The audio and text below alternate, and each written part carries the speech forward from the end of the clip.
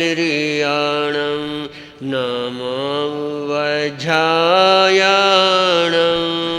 नमो लोये सवसाहुणं येसो सवपावपणासनो मंगलानं च सर्वेषां परमं हवये मंगलं मंगलानं च सर्वेषां परमं हवये।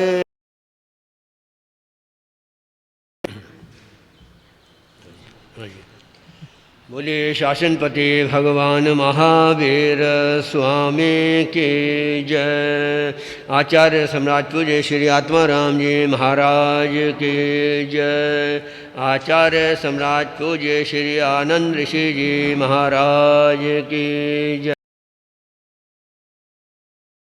इंद्र मुनि जी महाराज की जय। आचार्य सम्राट पूज्य गुरुदेव डॉक्टर श्री श्री मुनि जी महाराज की जय।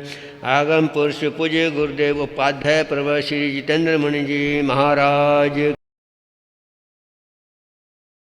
भगवंतों की जय। जैन धर्म की जय। श्री तेईस मुनि महाराज साहब भजन प्रस्तुत करेंगे। तेईस मुनि महाराज। उसके बाद महासाध्वी श्री जी की ओर से जिनवाणी के अनमोल बोल संक्षिप्त रूप में हम श्रवण करेंगे।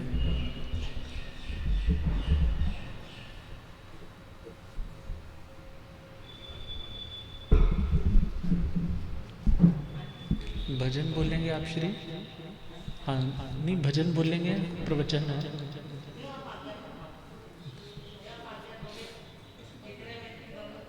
हाँ नहीं, फिर पहले भजन करवा देते हैं, फिर 10 मिनट प्रवचन कर देना। इधर लगा दीजिए, पहले भजन महाराज जी कृपा करते हैं।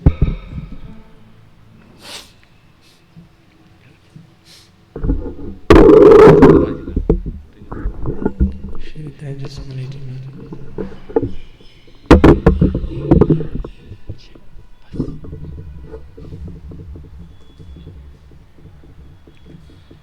बोलिए श्रमण भगवान महावीर स्वामी की जय। तू ही प्रीत है, तू दुलार है,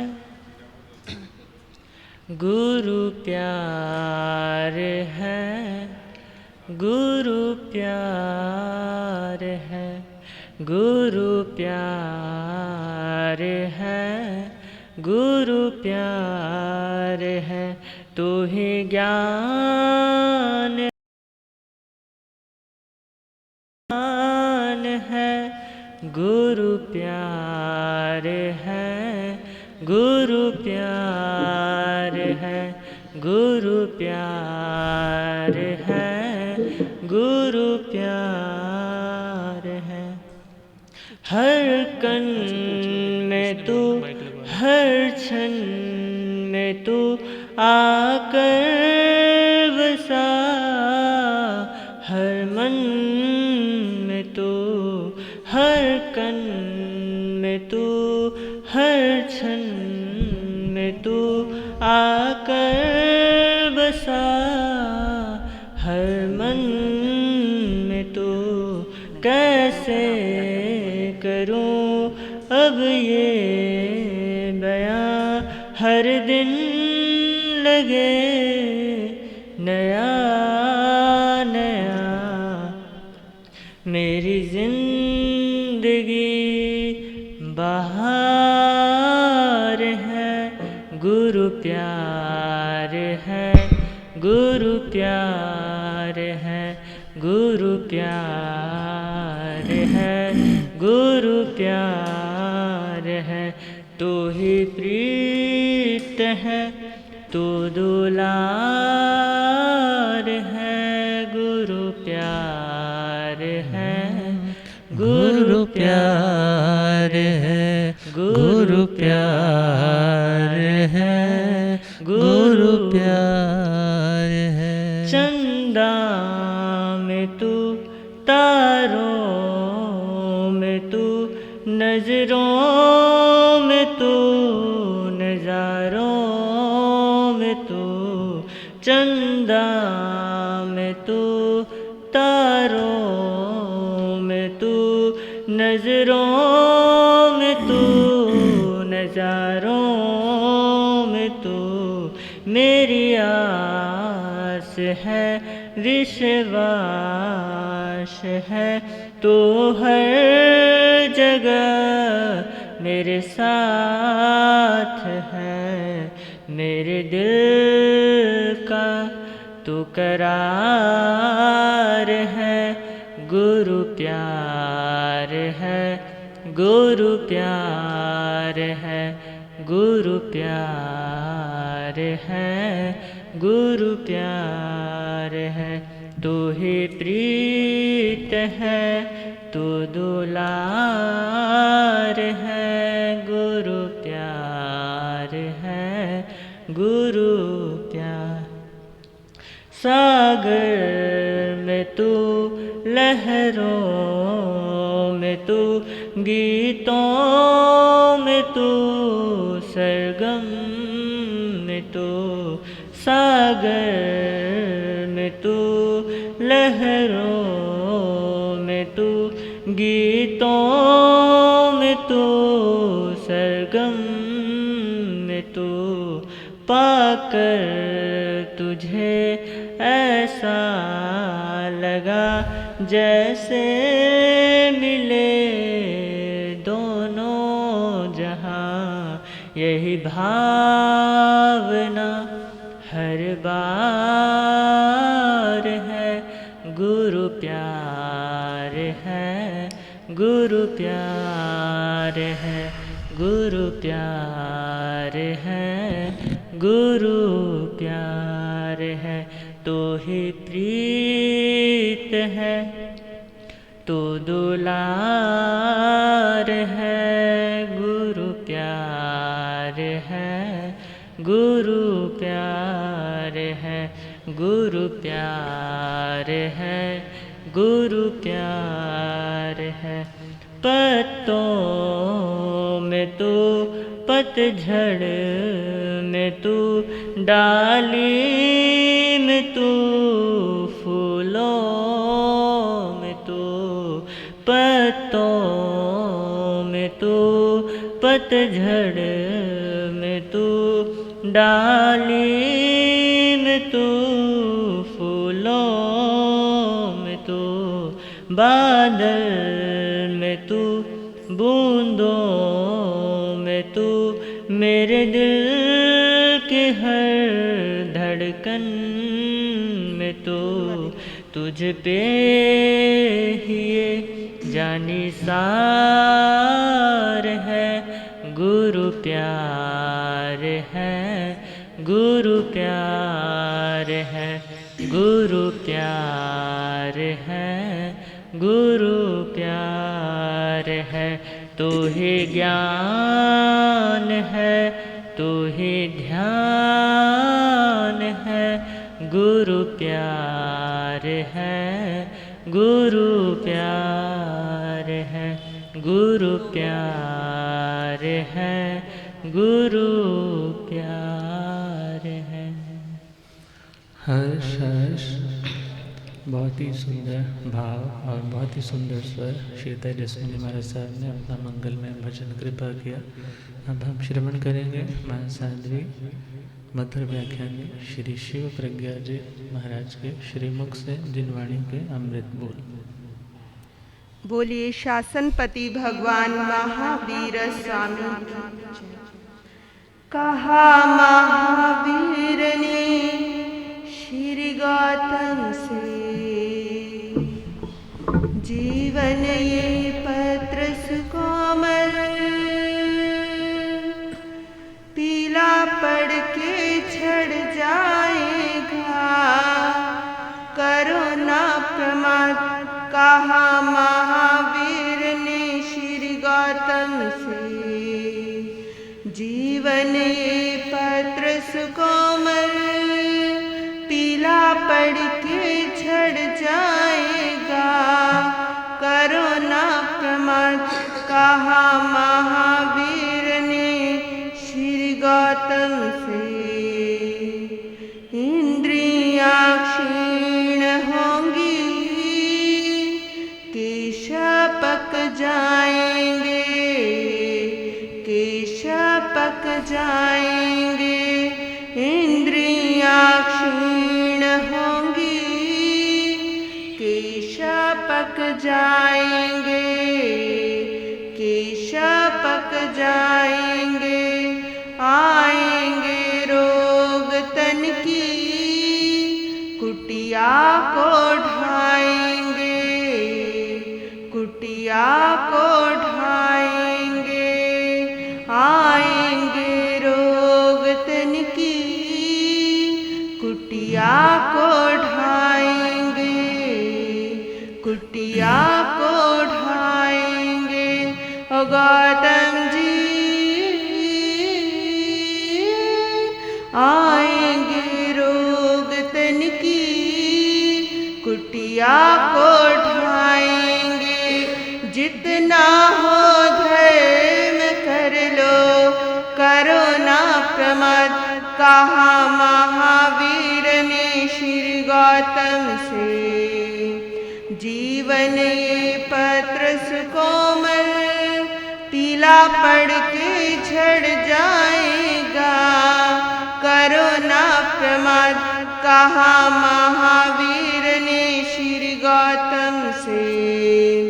पृथ्वी अप तेजो वायु में असंख्यात काल, में असंख्यात काल। पृथ्वी अप तेजो वायु में असंख्यात काल, में असंख्यात काल। वनस्पतियों में घुमा अनंत हुआ अंतराल, अनंत हुआ अंतराल। वनस्पतियों में घुमा अनंत हुआ अंतराल, अनंत हुआ अंतराल। ओ गौतम जी वनस्पतियों में घुमा अनंत हुआ अंतराल। जितना हो धर्म कर लो, करो ना प्रमाद कहा महावीर ने श्री गौतम से। जीवन ये पत्र सुकोमल पीला पड़ के झड़ जाएगा। करो ना प्रमाद कहा महावीर ने श्री गौतम से। जीवन ये पत्र सुकोमल पीला पड़ के झड़ जाएगा। करो ना प्रमाद। बोलिए शासन नायक भगवान महावीर स्वामी की जय।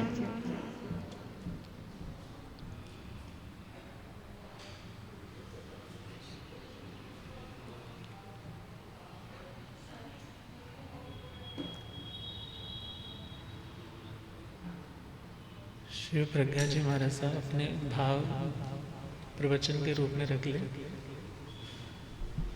अच्छा, दिव्य साधिका श्री रश्मि जी महाराज साहब अपना सार गर्भ जिनवाणी का भाव कृपा करें।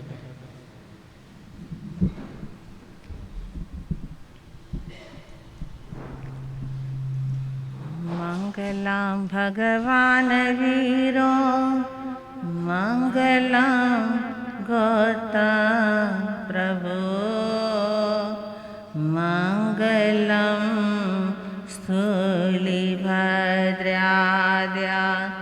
जैन धर्मो स्तोमा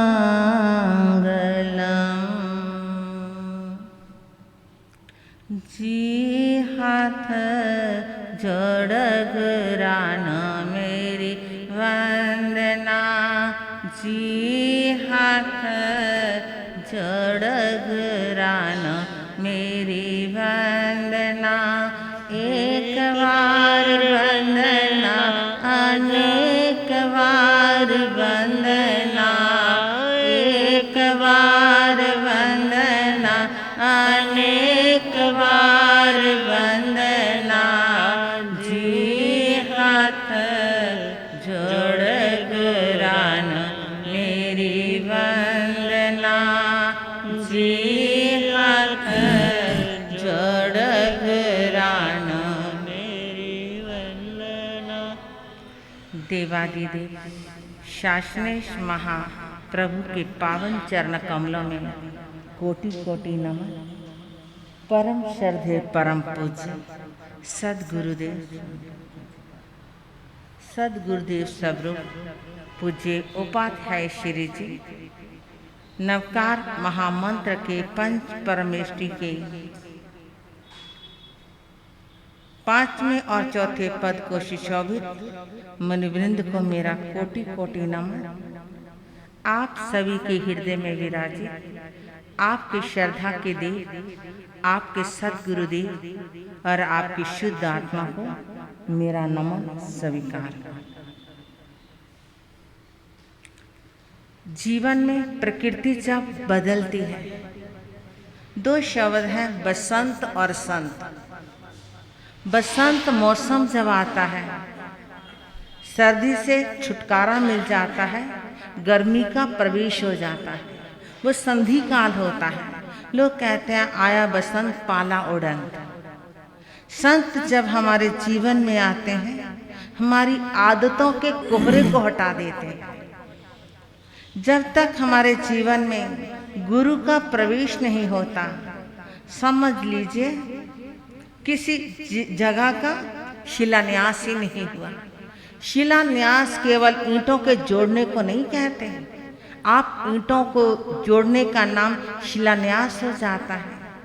जब एक साधक साधना से जुड़ता है तो संन्यास हो जाता है। जब एक शिष्य गुरु से जुड़ता है तो वहाँ गुरु की शक्ति 5 जब होती है, तब उसके जीवन में पापों का अंत हो जाता है। सम्यक्त्व का अर्थ केवल कुछ नियम ले लेना नहीं होता कि आपने गुरुजनों के पास बैठकर मैं इस चीज़ का त्याग करता हूँ, इस चीज़ का त्याग करता हूँ। सम्यक्त्व का अर्थ या पूर्व जन्म में किए गए कर्मों की भी आलोचना होती है कि मैंने किसी भी जन्म में, किसी भी भव में मैंने किसी अस्त्र शस्त्र का निर्माण करा हो, मैंने कोई ऐसी क्रिया की हो जिससे पाप कर्म की वृद्धि हो, मैं उन सब से अपने आप को अलग करता हूँ। वो अलग करने की प्रक्रिया केवल गुरु के माध्यम से है, अपने आप से नहीं है। जब गुरु के चरणों में बैठकर आप समर्पित होते हो, तब आपके जीवन में कुछ और ही घटित होता है। जीजाबाई के पास एक बनारस से पढ़कर पंडित आया। पंडित को लगा कि मैं बनारस में इतने साल लगा कर के आया हूँ, अगर जीजाबाई के यहाँ मेरी जगह बन गई तो मैं राजगुरु बन जाऊंगा, राज पुरोहित पंडित कहलाऊंगा मैं। उसने आकर के कहा जीजाबाई से, मैं बनारस में 12 साल लगा कर आया हूँ और सबसे पहले मेरा मन है कि मैं आपके बेटे की पत्री देखूं, आप उसकी जन्म तारीख बताओ। जीजाबाई ने कहा गुरु कृपा से सब अच्छा है, नहीं बताओ ना मुझे। अब उसने कहती मैं अच्छा देती हूँ, पत्र जो बना हुआ था खानों का एक पेपर, वो उसने पंडित को थमा दिया। पंडित जी लगाने लगे कि नहीं तो यूं यूं करके अपनी कुछ अभिनय भी तो होता है ना, वो सब करते करते माथे पे पसीने की बूंदें आ गई। उन्होंने कहा क्या हुआ? जीजाबाई ने कहा क्या बात, आपकी तबीयत ठीक है? नहीं तबीयत तो दुरुस्त है, पर जो मैं देख रहा हूँ ना, कुछ ऐसा देख रहा हूँ जो मैं कह भी नहीं पा रहा। कहते जानना अलग चीज होती है, कहना अलग चीज होती है। जो है ना उसे कहो ना, नहीं जो मैं देख रहा हूं ना आप उसे सुन नहीं पाओगे। कहते मैं शिवा की माँ हूं, बोलो क्या है। उसने कहा आपकी बच्ची की आयुष बहुत कम है। कहती और, कहती इससे बड़ी और क्या बात होगी, आयुष बहुत कम है। अगर और कड़वा सुन सकते हो तो बताओ, आज दोपहर के 3 बजे तक का इसका आयुष्य है, उसके बाद इसके पंचांग गणित के अनुसार मृत्यु योग आ गया। जीजा भाई के चेहरे पर कोई भाव नहीं बदले। कहती और, कहती इससे आगे और क्या जानोगे, कुछ और जानना क्या शेष बचा। जीजा भाई ने कहा ऐसा नहीं हो सकता। कहते मैंने 12 साल खपाए, मैंने बनारस में लगा कर आया हूं। कहते नहीं ऐसा नहीं हो सकता। कहते ऐसा तुम किस आधार पर कहती हो राजमाता। उसने कहा कि अगर कोई ऐसी बात होती मेरे गुरुदेव मुझे कभी तो संकेत देते कि ध्यान रखना, सावधानी बरतना। उन्होंने कभी मुझे ऐसा संकेत भी नहीं दिया। मेरे साथ मेरे सिर के ऊपर मेरे गुरुजी का हाथ है, जिन्हां दे सिर होते हाथ गुरा दा उन्होंने होर का दिलो। अब उसने कहा कि नहीं ऐसा नहीं हो सकता। कहता कमाल है। कहते अगर आपके गुरुजी को दिखा दो। अब जो नया पढ़कर आता है ना उसे एक्सपोजर का शौक होता है कि मैं दिखाऊं, मैं ये करूं, मैं ये करूं। तो उसने कहा चलो मैं आपके गुरुजी के पास चलता हूं, मेरे गणित को कोई चैलेंज नहीं कर सकता, चुनौती नहीं दे सकता। जीजा भाई ने कहा गुरुदेव की साधना का समय है, मैं उन्हें व्यवधान नहीं डालूंगी। कहती कोई नहीं, दरवाजा खुलेगा मैं प्रतीक्षा करूंगा। जीजा भाई पहुंच गई पंडित जी को लेकर, और पंडित जी ने वहां जाकर के आज संयोग कक्ष खुला हुआ था। जीजा भाई ने कहा गुरुदेव प्रणाम। उन्होंने कहा आशीर्वाद दिया।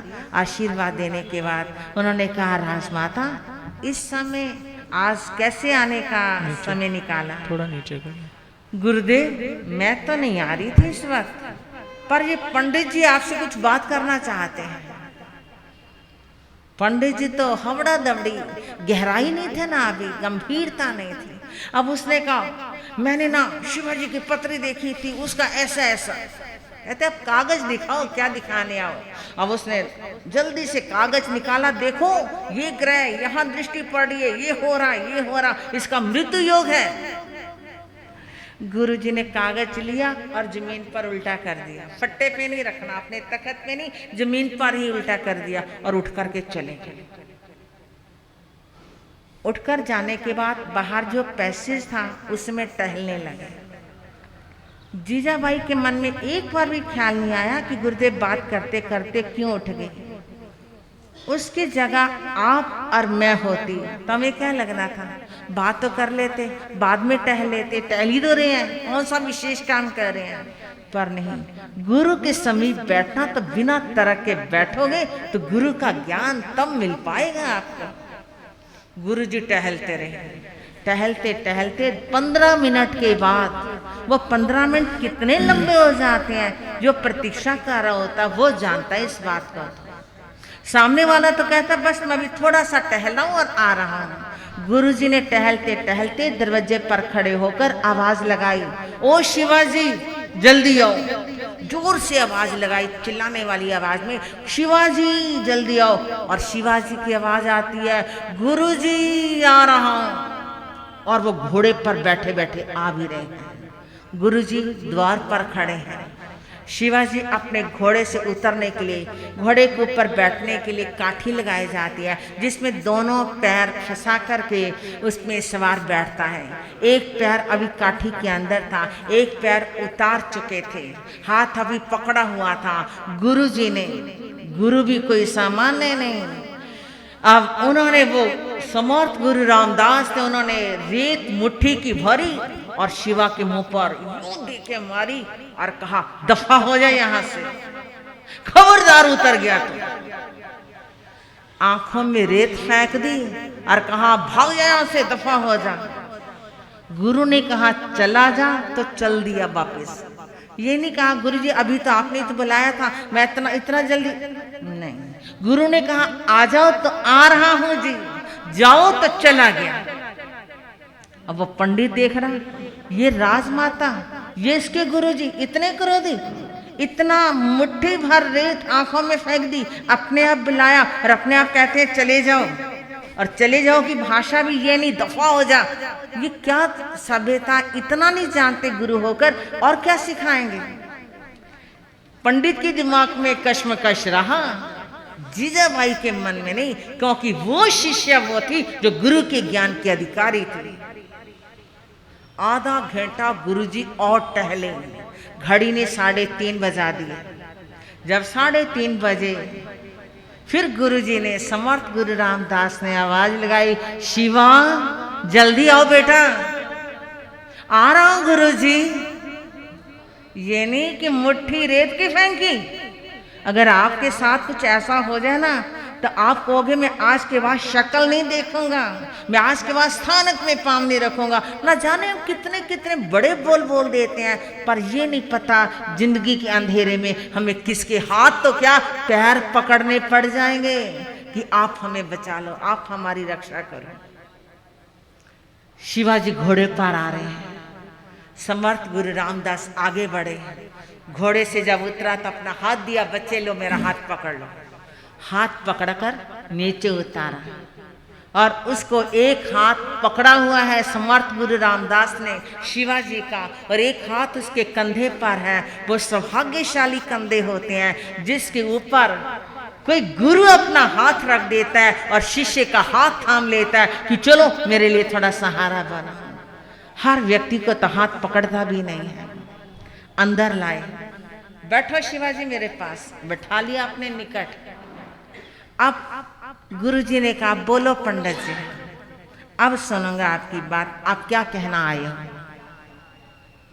कहते जो मैं कहने आया था अब मैं समझ नहीं पा रहा, मेरा गणित कह रहा था कि 3 बजे इसकी मृत्यु का समय है और ये मेरे सामने बैठा है, मैं इसे देखूं या आपको कागज दिखाऊं। गुरुजी ने कहा पंडित जी दोबारा पन्ने उठाकर देखो, आप लगाओ दोबारा गणित।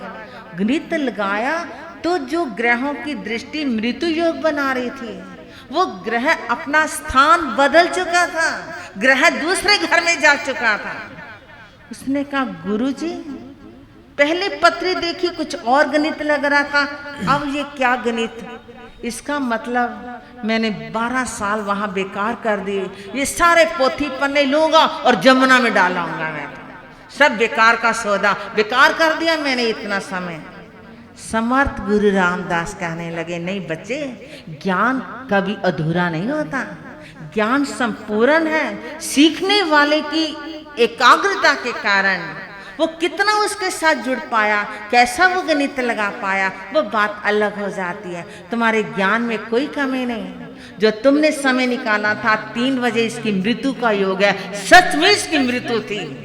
जब मैंने आवाज लगाई थी ना आओ, तो इसकी मौत इसे निमंत्रण दे रही थी, और जब मैंने मुट्ठी रेत की ली और इसकी आंखों पर फेंक दी, वो क्षण ठीक 3 बजे का इसकी मृत्यु का योग था। अगर मेरे से जवाबदारी करने के लिए नीचे उतर जाता, नीचे झाड़ियों में सांप बैठा हुआ था, काला फनिया नाग मोत लिए बैठा था, अभी डस लेता और काम खत्म हो जाता।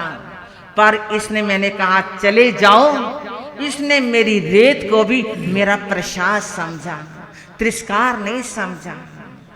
जो शिष्य गुरु के क्रोध को भी स्वीकार कर लेता, वो ना जाने अपने कितने जन्मों के पाप कर्म को क्षय कर लेता। कहते वो क्षण इसकी मृत्यु का क्षण था, पर इसने मेरे क्रोध को भी प्रसन्नता से, मैंने कहा चले जाओ तो चला गया, मैंने कहा आ जाओ तो आ गया। तुम्हारा गणित कम नहीं था, गणित सही था, पर बात तो गुरु की थी ना। गुरु हमारे जीवन में कैसे रेख में मेघ मार सकते हैं। साधु चरणादि तोड़ी मिल जाए, बंधन कटन गुनागार दे। हमने तपस्वी श्री प्रवर्तक जगदीश मुनि जी महाराज साहब, हम पठानकोट में थे, और वो भी वहाँ पर विराजमान थे। वो सुबह और शाम अपने भजनों को इतने आनंद से गाते थे। ये भजन के बोल उन्हीं से सुने थे। साधु चरनारी तोड़ी मिल जाए, बंधन कटन गुनाहगार दे, रुड़दी जांदी पापां दी बेड़ी, साधु ते संत आके तार दे। जो बचपन में जो भजन सुने होते हैं, उनका रस उनके कानों में, जो उनके भजन, कितनी मर्जी आरतियां बन जाएंगी। आरतियां केवल दो ही प्रचलित हुई, जहाँ तो ओम जय महावीर प्रभु, जहाँ जय बोलो महावीर स्वामी। ये दो ही आरतियां हैं, बाकी तो बनाई सब अपने अपनी किताबों में छापते रहे और गाते रहे। पर ये दो तो टी सीरीज तक पहुंच गई है, जिससे कि और गायकों ने गाकर आजकल तो रिंगटोन में भी आ गई है। ओम जय महावीर प्रभु आपको रिंगटोन लगानी है, कॉलर ट्यून में। मैं कहाँ तक टी सीरीज तक एक रचना पहुंच जाती है। ये गुरु के प्रति जब समर्पण आता है, बसंत आता है, तो प्रकृति में परिवर्तन आता है। संत आपके जीवन में प्रवेश करता है तो आपका जीवन कैसे बदल जाता है। बस गुरु की प्रत्येक क्रिया को प्रसाद समझेंगे तो आपका जीवन आनंद में होगा। इन्हीं भावों के साथ ओम शांति। धम मंगल मुकुट अहिंसा संयमोत देवावित नमस्ते जस धमे सया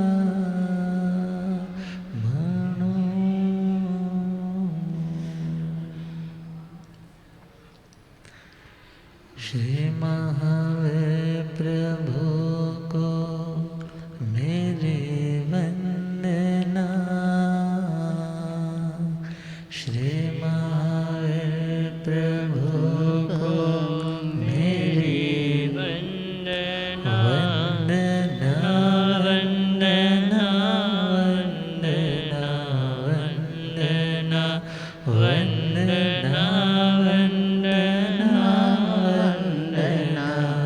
वंदना। मुझको तारो प्रभु तारे जो चंदना। मुझको तारो प्रभु तारे जो चंदना। वंदना वंदना वंदना वंदना वंदना वंदना वंदना। तेरे चरणों में दाता मेरा ध्यान हो। तेरे चरणों में दाता मेरा ध्यान हो। झूठी दुनिया से दिल मेरा अनजान हो। झूठी दुनिया से दिल मेरा अनजान हो। चाहे सुख में रहूं, चाहे दुख में रहूं, चाहे सुख में रहूं, चाहे दुख में रहूं। समता टूटे नहीं है यही स्पंदना। समता टूटे नहीं है यही स्पंदना। वंदना वंदना वंदना वंदना वंदना वंदना वंदना वंदना। अनंत अनंत शांति के निकेतन शासनपति श्रीमन भगवान महावीर स्वामी के पावन चरण बिंदों में हार्दिक भावना वंदन में। मेरे अंधेरे जीवन को रोशनी प्रदान करने वाले परम उपकारी आगम ज्ञान के भंडार, आगम ज्ञाता, आगम पुरुष, जिन शास्त्ररत्न हिमाचल के श्री उपाध्याय भगवंत श्रद्धे गुरुदेव श्री जितेंद्र मुनि जी महाराज साहब के पावन चरण कमलों में हार्दिक भावना वंदन में। विराजमान हिमाचल रत्न सलमना श्री जितेंद्र मुनि जी महाराज साहब के पावन चरण कमलों में एवं तथा सूरधर श्री प्रभु मुनि जी महाराज साहब के चरणों में हार्दिक भावना वंदन। आदरणीय मधुर गायक श्री तेजस मुनि जी, पाठ पर शोभायमान दिव्य साधिका महासाध्वी श्री रश्मि जी एवं समस्त आदरणीय भगवती स्वरूप महासाध्वी वृंद, धर्म सभा में उपस्थित धर्मानुरागियों, सुशीलवती माताओं और बहनों, असीम पुण्य दे से भाग्य दे से आप सबको संतों का समागम और वीतरागवाणी श्रवण करने का सुअवसर प्राप्त हो रहा है। श्रवण कर रहे हैं 32 योग संग्रह। आत्मा के बिखराव को समेटने के लिए इन 32 योग संग्रहों का चिंतन, मनन और प्रैक्टिकली जिंदगी में इन्हें आचरण का रूप देना आत्मा को शांति और समाधि देने वाला है। रिश्तेदारी में किसी का घर बिखर रहा हो तो मन अशांत बेचैन होता है, सोचता है कि उन लोगों को कैसे दोबारा से ठीक करे, कैसे उन्हें दोबारा से इकट्ठा करे। मगर जो भीतर से इतनी टूट फूट हो चुकी है, जो हमारे भीतर ही इतना कुछ अस्त और व्यस्त चल रहा है, उसे सही करने के लिए इन योगों को समझना होगा और आत्मा के उत्तम स्वास्थ्य के लिए इनका पालन करना होगा। तो पहला स्टेप जो हमें आनंद के साथ, शांति के साथ, मुक्ति के साथ, समाधि के साथ, द पीस विदिन अस, जो हमारे ही भीतर शांति है, उसके साथ जो जोड़ने वाला है, वो पहला पॉइंट है आलोचना। कौन सा? आलोचना। अर्थात पूरी तरह से, अच्छी तरह से अपने दोषों को, अपनी कमियों को, अपनी बुराइयों को, जो कभी अपनी इच्छा से, कभी मजबूरी से हमारी जिंदगी में आ चुकी, और भगवान कहते हैं वो कमियां कांटों की तरह व्यक्ति को बार बार दुखी करती है। जिस तरह रास्ते पे चलना है, मंजिल पे बढ़ना है, पाँव में यदि कांटा लगा है तो वह व्यक्ति बहुत अनईजीनेस फील करता है, उसकी प्रगति नहीं हो पाती, वो वहीं ठहर जाता है, वहीं बैठ जाता है। इसी प्रकार कोई भी दोष, कोई भी पाप, सिंपल जो पाप है वो हमें भीतर से दुखी करेगा। बाहर से हम भले ही 4 लोगों में अपनी वाहवाही लूट रहे होंगे, मगर भीतर हमारा जो मन है वो बेचैन है, वो आहत है, वो अंदर से धिक्कारता है कि तुमने ठीक नहीं किया। तो प्रभु कहते हैं उन पापों की आलोचना, उनकी आलोचना अनिवार्य है। और आलोचना एक तो है स्वयं उनके ऊपर दृष्टिपात करना, स्वयं उन्हें अपनी नज़रों से निहारना, और दूसरा है गुरु के सन्मुख आकर के अपनी उन समस्त बुराइयों के चिट्ठे खोल देना। और याद रखना, दुनिया में जो व्यक्ति अपनी कमी आपसे जितनी शेयर करता है, और आप यदि उत्तम आत्मा हो, श्रेष्ठ आत्मा हो, तो आपका एक अटैचमेंट का बॉन्डेज उस व्यक्ति के प्रति, एक समर्पण, एक अपनापन बाकियों की अपेक्षा कुछ अधिक हो जाता है। क्यों?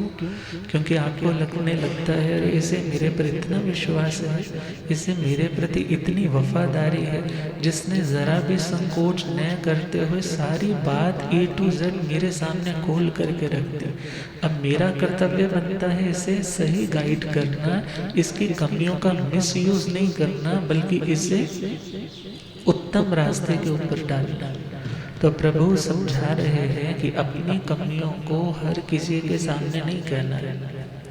अपनी बुराई को हर व्यक्ति के सामने कहोगे तो हो सकता है सामने वाला व्यक्ति कुछ पॉइंट्स उसमें से इकट्ठे कर ले, उनमें से कुछ अपने पास समृद्धि कोष में संभाल करके रख ले, और जब कभी उसे अपना कोई स्वार्थ सिद्ध करना है तब वो व्यक्ति आपको फंसाने की कोशिश करे, आपसे गलत रास्ते पर ले जाने की कोशिश करे। इसलिए हर व्यक्ति के सामने अपनी कमी को बताना नहीं, मगर अपनी कमी यदि है तो डॉक्टर को तो बतानी पड़ेगा।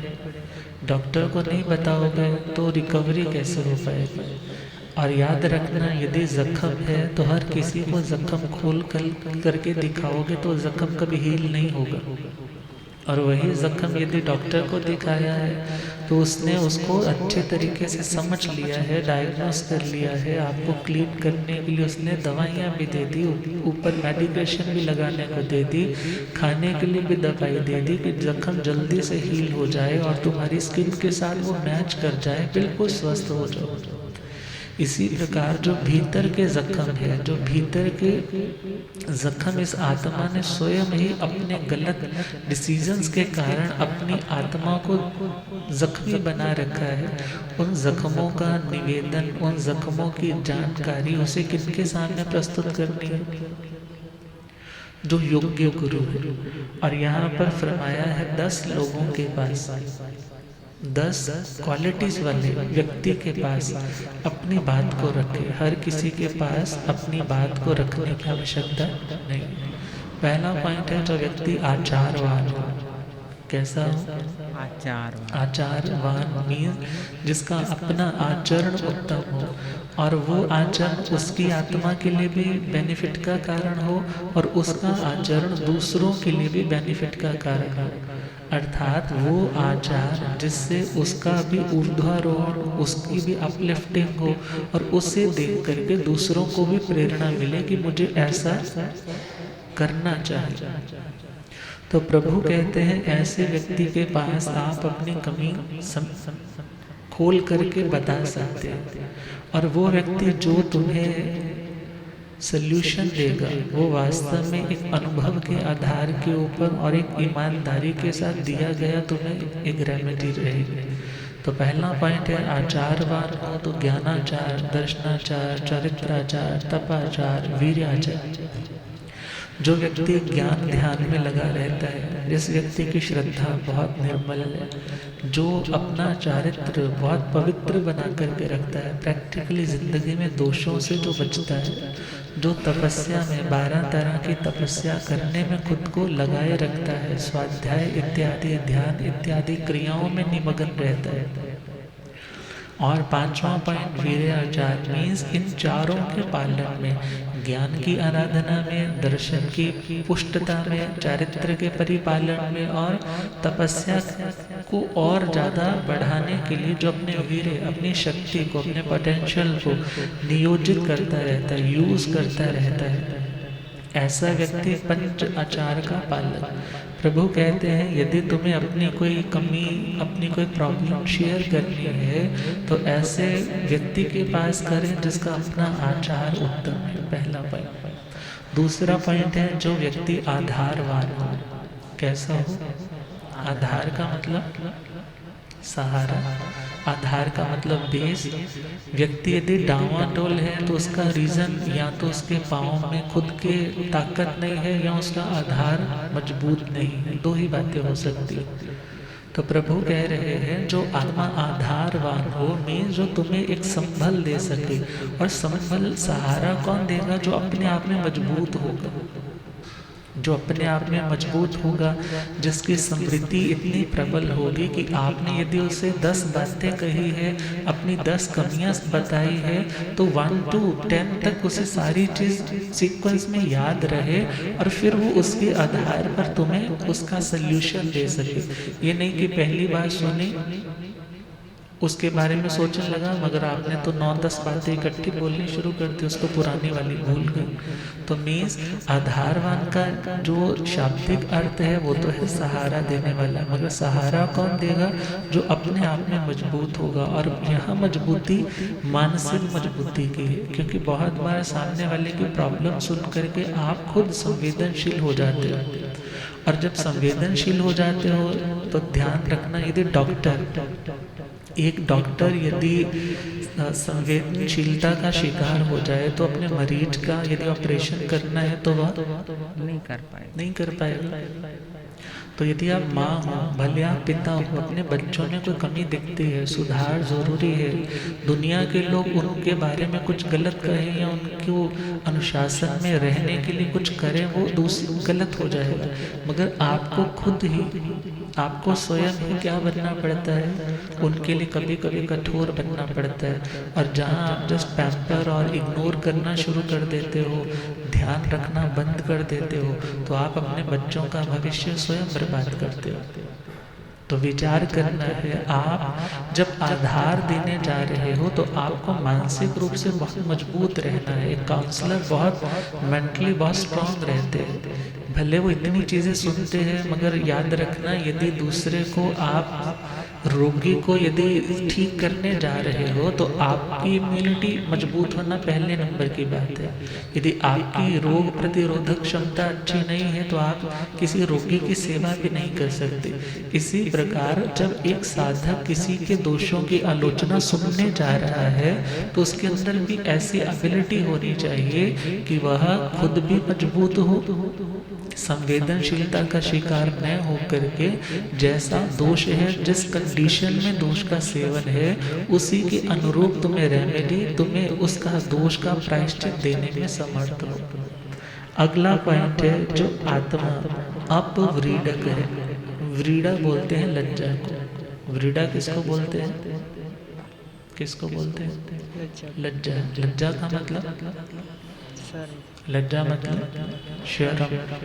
अब जो आत्मा तुम्हारी शर्म को हटाना जानता है, शर्म को हटाना मतलब बहुत बार हमारे बॉडी के पार्ट्स में भी ऐसे ऐसे रोग पैदा हो जाते हैं, हम हर किसी से डिस्कस नहीं कर सकते, मगर यदि डॉक्टर से भी शर्म रखेंगे तो वहाँ इलाज नहीं हो पाएगा।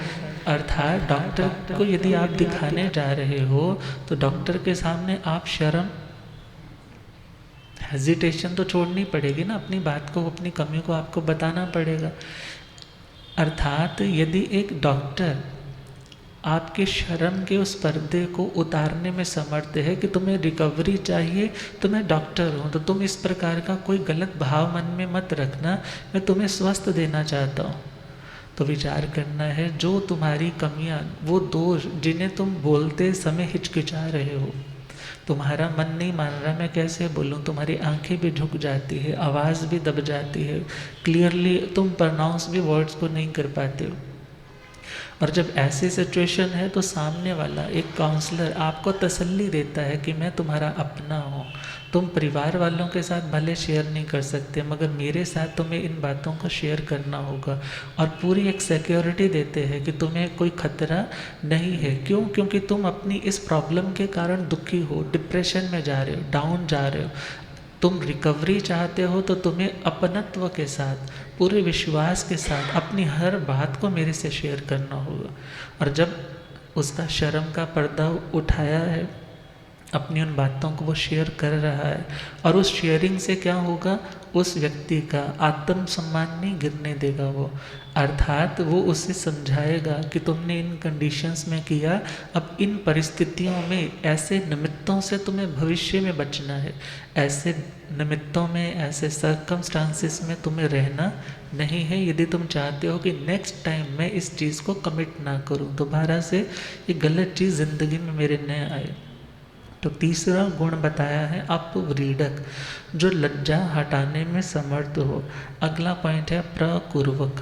प्रकुर्वक का मतलब है जो प्रायश्चित विधान का पूरी तरह से ज्ञाता हो कि यदि ये दोष है उसका ये प्रायश्चित आएगा, ये दोष है तो उसका ये प्रायश्चित आएगा। ये नहीं है कि उसे नॉलेज तो है नहीं मगर सुनने के लिए बैठ गया है, हाँ तुम अपनी मेरे को आलोचना करो, मेरे सामने अपनी बात बताओ, मैं तुम्हें बिल्कुल रिकवर कर दूंगा, तुम्हें मैं बिल्कुल प्योर कर दूंगा। जैसे कन्फेशन का चलता है मिशनरीज में कि तुम अपनी बात को वहाँ, हर तरह का जो भी तुमने सिन, कोई पाप कमिट किया है तो वहाँ तुम एडमिट करते हो खुद को कि मैंने ऐसा किया है। मगर प्रभु कह रहे हैं कि जो खुद प्रायश्चित विधि का ज्ञाता हो उसी के सामने अपनी बात रखनी। और अगला पॉइंट है जो व्यवहारवान हो। कैसा हो? व्यवहारवान। ये थोड़ा समझना है। जो व्यवहार, 5 तरह के व्यवहार आते हैं। व्यवहार का मतलब है जो प्रवृत्ति और निवृत्ति। प्रवृत्ति मतलब ऐसा करो, निवृत्ति मतलब ऐसा नहीं करो। इन दोनों चीज़ों को उस व्यक्ति की मानसिक दशा, शारीरिक दशा इत्यादि को देख करके जो उसके प्रायश्चित आदि देने में समर्थ है, जो पूरी तरह से सभी व्यवहारों का ज्ञाता है, जहाँ विधि और निषेध का वर्णन है। तो 5 तरह के व्यवहार है। पहला है आगम व्यवहार। पहला व्यवहार आगम व्यवहार। आगम व्यवहार कौन सा है? जिसमें केवल ज्ञानी आत्माओं का, जिन्हें केवल ज्ञान हो चुका है, उनका जो विधि निषेध रूप व्यवहार है, या मना परिव्ज्ञानी या अवधि ज्ञानी, या नीचे आ जाए तो 9 पूर्व से लेकर 14 पूर्व तक के जो ज्ञानी है, ऐसी आत्माओं का जो व्यवहार है। व्यवहार मतलब ऐसा करो और ऐसा नहीं करो, इसे आगम व्यवहार कहते हैं। दूसरा व्यवहार है सूत्र व्यवहार, जिसे श्रुत व्यवहार कह देते हैं। तो यहाँ पर श्रुत व्यवहार में आचार प्रकल्प का जो ज्ञाता है, मीन निषेध सूत्र, ऐसी बुक जिसमें कहा जाता है ये दोष लग जाए तो इसका ये दंड प्रायश्चित है, ये दोष लग जाए तो इसका ये दंड प्रायश्चित है, जो इन चीज़ों का ज्ञाता हो। तीसरा पॉइंट है जो धारणा व्यवहार का ज्ञाता है। धारणा का मतलब कह देते हैं ना, तुम्हारी क्या धारणा है, तुम्हारी क्या मान्यता है।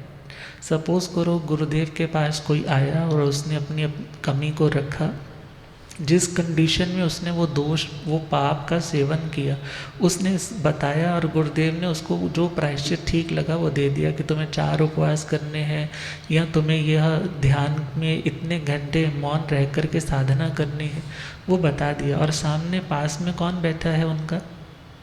उनका कोई शिष्य बैठा है। तो शिष्य ने वो चीज़ें नोट कर ली अपनी स्मृति में। अब एक धारणा बन गई। क्या बन गई? एक धारणा बन गई, एक मान्यता बन गई कि नेक्स्ट टाइम यदि मेरे पास कोई ऐसा पेशेंट आए, कोई ऐसा व्यक्ति आए आलोचना करने के लिए, और उसकी सिमिलैरिटीज़ वही है, उन्हीं कंडीशंस में उस व्यक्ति ने उस दोष का सेवन किया है, तो उसको वही सेम वाला प्रायश्चित दे देना। जैसी धारणा उसने अपने गुरुओं से ग्रहण की है। और आगे बढ़े तो गीतार्थ मुनि, जो गीतार्थ मुनि है, मीन्स जो आगम व्यवहारी मुनिराज है, उन्होंने कभी सपोज देखा कि इस व्यक्ति ने ये दोष का सेवन किया, इसे ये दंड दे दिया, ये प्रायश्चित दे दिया, तो सामान्य साधुओं ने उन गीतार्थ मुनियों के पास रह कर के उस चीज़ को देख रखा है। वो देख रखा है तो उनके पास वो धारणा है। जैसे कह देते ना, घर में यदि कोई आपके कोई व्यक्ति आया तो आपने, वो घर पे आया तो शादी नई हुई थी तो आपने 500 रुपये का शगुन दे दिया, और नेक्स्ट टाइम आप घर पे नहीं थे, आपके बच्चे घर पे थे, मगर किसी और की शादी हुई, वो घर पे आया, तो बेटी आपकी बड़ी थी, वो घर पे थी, और उसने देखा कि जब कोई आता है, शादी होकर के आती है, तो मम्मी क्या देती थी उन्हें? 500 रुपये का शगुन देती थी, और साथ में गुड़ देती थी, और यहाँ कोई मिठाई, यहाँ कोई साथ में कोई कपड़ा देती थी। अब उसने भी वही चीज़ को क्या कर लिया? फॉलो कर लिया कि इस तरह से कोई आए, शादी होकर पहली बार आए तो इस तरह से देना। इसी प्रकार बड़ों का जो व्यवहार रहा, बड़ों का, गीतार्थ मुनियों का जो व्यवहार रहा कि ऐसी कंडीशन में ये दोष का सेवन किया, ये प्रायश्चित दिया। सामान्य संतों ने उन्हीं चीज़ों को देखा है तो कभी किसी से किसी दोष का सेवन हो गया तो उसके पास भी सेम वो कंडीशन आई, तो उन्होंने वही सेम वाला पैटर्न उठा करके उनको कह दिया कि इसका प्रायश्चित ये ले लो। और आगे बढ़े, अगला पॉइंट है आज्ञा व्यवहार। कौन सा व्यवहार? आज्ञा व्यवहार। आज्ञा व्यवहार में क्या रहता है? जब एक गीतार्थ मुनि मीन्स जो ज्ञाता है शास्त्रों का, उत्तम आचार वाला है, पहले तो दोष का सेवन करेगा नहीं, मगर कभी पूर्व जन्म के संस्कार उदय में ऐसे आते हैं कि वो अपने आप को कंट्रोल नहीं कर पाया और कुछ गलत कमिट कर बैठा। अब आज अंतिम जिंदगी के पड़ाव में है, जिंदगी का अंतिम दौर चल रहा है, मगर अपनी कमियां याद आ रही हैं और वह कमियां उसे बेचैन कर रही हैं कि ये मोक्ष मार्ग में विघ्न रूप है, इन कांटों को निकालना होगा। मगर सामान्य साधुओं से अपनी कमी कैसे बताई जाए? क्योंकि हर किसी के साथ आप अपनी कमी की चर्चा करोगे तो हो सकता है आप यदि आज पेरेंट्स के नाते एक माँ हो या पिता हो, तो यदि आप अपने कॉलेज के अफेयर्स की बातें करने लग जाओ बच्चों के साथ, या तुम शराब पीने की या कुछ और गलत करने की बात उनके साथ शेयर करने लग जाओ, तो शायद उनके भावों में भी एक प्रमोशन का भाव आ जाए, उनकी वो गलत चीज़ को भी प्रमोशन मिले, उन्हें लगे पापा भी तो कर चुके हैं, मम्मी भी तो कर चुकी है, उन्होंने तो हमें बताया था, यदि हम भी कर लेंगे तो एक ही बार करेंगे ना, 2 बार करेंगे, हमें कौन सा कोई और पाप ज़्यादा बड़ा लग जाएगा, जब उन्होंने कर लिया वो इतने बड़े हैं। तो इसलिए कहा यदि कोई गलती हो गई है तो हर किसी से उस बात को शेयर नहीं करें, कारण आप सरलता से करने जा रहे हैं, मगर वो व्यक्ति हो सकता है आपकी बुराई से बुराई को ही एक्सेप्ट कर ले, अच्छाई को ग्रहण नहीं करेगा कि देखो कितने सरल हैं, उन्होंने अपनी बात को रखा कि आज हमें पश्चाताप हो रहा है। मीन्स यदि एक गीतार्थ मुनि कोई बड़ा है और उसको याद आता है मैंने कुछ ऐसा गलत कमिट किया है, कुछ गलत किया है, तो वो सांकेतिक भाषा में जिसे हर कोई डिकोड नहीं कर पाएगा, समझ अंडरस्टैंड नहीं कर पाएगा, वो उसे किसी पत्र इत्यादि के माध्यम से या किसी शिष्य के माध्यम से किसी अन्य गीतार्थ मुनि के पास, कोई और जो ज्ञान वृद्ध बहुत समझदार साधु है उसके पास भेजा जाता है, और वे उसे सांकेतिक भाषा में ही पुनः उत्तर दे करके वापस भेजते हैं।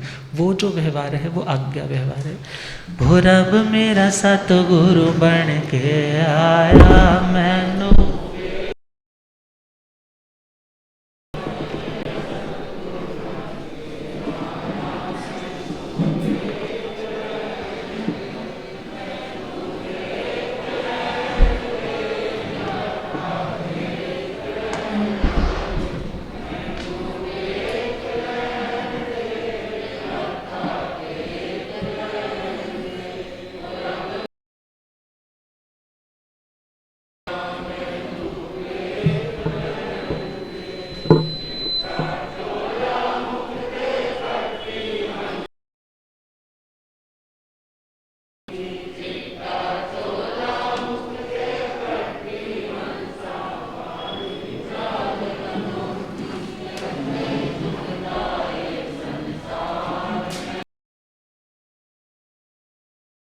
होते झुकदा है संसार मैनू,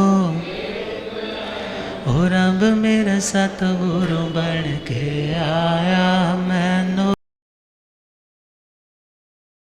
ज्ञाता आगम पुरर्जन शास्त्रतन हिमाचल केसरी उपाध्याय भगवंत श्रद्धे गुरुदेव श्री जितेंद्र मुनि जी। चौथा व्यवहार आज्ञा व्यवहार। कौन सा व्यवहार? बहुत बार होता है, आप लोग बुजुर्ग हैं,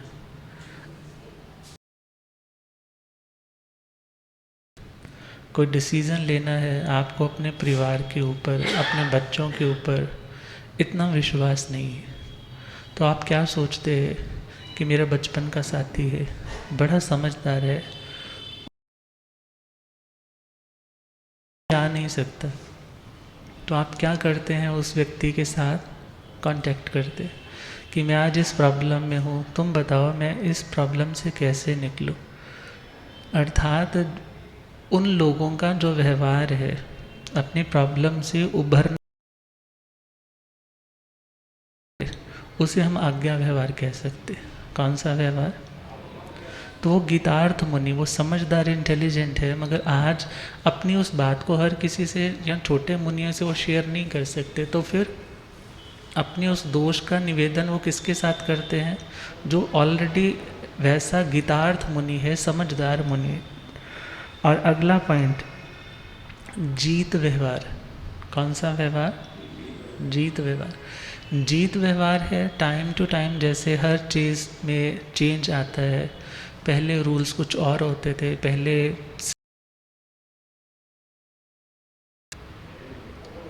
सिर भी ढका, मुंह भी ढका है। अब यदि ससुर को भी घर में आना है तो पहले क्या करते थे? खांसते थे। क्यों खांसते थे? कि कहीं किसी का सिर नंगा है तो क्या कर ले? ढक ले। मगर आज के टाइम में वैसा आजकल तो बोले है ही नहीं। चलो यानी waste means time to time चीज़ों में क्या हुआ, चेंज हुआ और लोगों ने उसे एक्सेप्ट भी किया। ये नहीं है एक्सेप्ट नहीं किया, बहुत चीज़ों में चेंज आया और उस चेंज को एक्सेप्ट किया गया। और जीत व्यवहार क्या कहता है कि पुराने टाइम में कुछ रूल्स एंड रेगुलेशंस कुछ कैसे थे, यदि किसी दोष का सेवन हो जाए तो इसका प्रायश्चित ये देना, ये दोष का सेवन हो जाए तो ये प्रायश्चित देना। मगर जीत व्यवहार कहता है कि तुम्हारे एट प्रेजेंट मोमेंट में व्यक्ति की मानसिक दशा, शारीरिक दशा, वो द्रव्य क्षेत्र, लोगों की भावनाएं कैसी है और उस व्यक्ति ने किस कंडीशन में वो दोष का सेवन किया है, मीन्स समय के अकॉर्डिंगली, समसामयिक अर्थात उस टाइम के अकॉर्डिंगली जो दोष का क्या दिया जाता है, प्रायश्चित दिया जाता है। और वह उन विद्वान मुनि मंडल के द्वारा, मीन्स जो बहुत अच्छे इंटेलिजेंट प्रज्ञाशील है, समझदार है, कि हम इसके आत्मा के पाप का शोधन करना चाहते हैं और वो जानते हैं कि यदि रूम के बाहर रखा है फुटमैट या आपने दरवाजे पे रखा है फुटमैट, तो उसके ऊपर जो भी आएगा उसके ऊपर मत्था थोड़ी टेकेगा, क्या अर्थात उसके ऊपर अब इतनी मिट्टी, इतनी धूल जम जाती है, धूल इतनी ज़्यादा है तो फिर आप हफ्ते बाद क्या करते हो उसको, कुछ तो सियाने लोग हैं जो रोज़ करते होंगे साफ उसे, मगर हफ्ते 10 दिन के बाद क्या करेंगे, उसको उठाएंगे और यदि झाड़ने से भी नहीं उसमें से मिट्टी निकल रही तो क्या करते, फिर झाड़ू को वो उल्टी साइड लेकर के क्या करते हैं, उसको झाड़ना। अब उस